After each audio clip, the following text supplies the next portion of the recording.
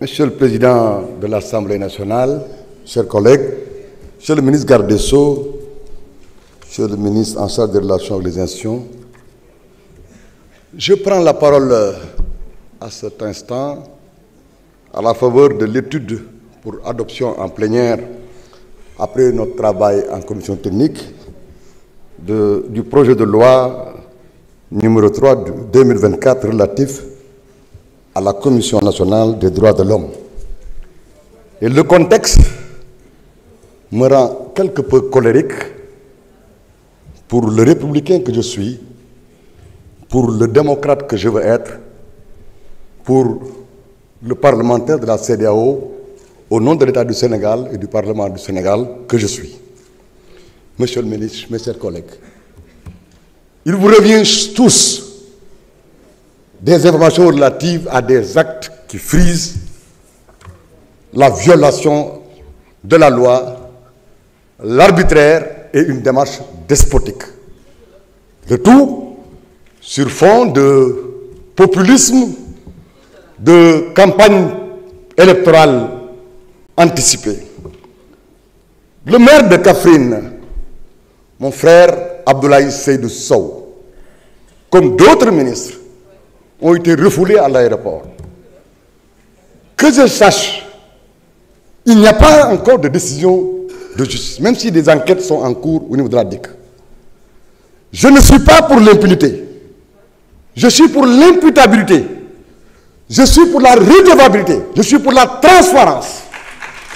Mais, anciens régimes ont commises, vous rattrapent ou soit commises par le régime tant adulé par tous les démocrates sincères du président Bassirou Diomaye Diakhar Faye. Monsieur le ministre garde des Sceaux, vous vous en souvenez, nous tous qui étions en commission technique, vous avons salué, vous avons rendu un hommage et vous avons considéré comme un homme qui est justement à sa place. Et à travers vous, nous avons tenu à rendre hommage au magistrat du Sénégal. Nous avons même, en attendant, une DPG et un DOB ou une LFR, commencé à plaider pour l'accroissement, l'augmentation des ressources allouées à votre ministère. Nous avons tenu à également dire que les magistrats et tous les personnels de la justice doivent être dans les conditions idoines pour travailler. Ils doivent même être sécurisés pendant et après leur service. Parce que c'est ça, la République. La République, c'est des symboles. La République, elle est d'élégance toute faite. Mais quand on me dit que c'est un fondement juridique, on n'est pas gardé à vue par la police, par les autorités policières, on n'est pas inculpé par un juge, on vous arrête. Alors que certainement, vous pouvez avoir un rendez-vous médical, vous pouvez avoir un rendez-vous dans le cadre de vos activités, au niveau de la fédération de football, ou en tant que maire, on vous arrête comme ça, tout de go, parce que vous étiez dans l'autre régime. Ah non, ça ne va pas avec ça. Et je pense que nous avons, un de mes collègues a évoqué l'appartenance politique des personnes à la tête d'institutions comme la commission. D'éducation, de culture et même de conviction. J'accorde toujours aux personnes la présomption de bonne foi. J'accorde toujours à la personne un préjugé favorable. Et en l'occurrence, Madame le professeur Amsatou Sow Sidibé, qui a dédié sa vie, toute sa vie, au combat pour les droits humains, pour la justice, pour la promotion et l'égalité des citoyens, ne peut pas être suspectée. Comme du reste, peut-être, notre compatriote Sen ne pouvait pas l'être. Mais l'herméneutique de l'arrière-pensée amène des hommes et des femmes à prendre des positions circonstancielles sans réflexion.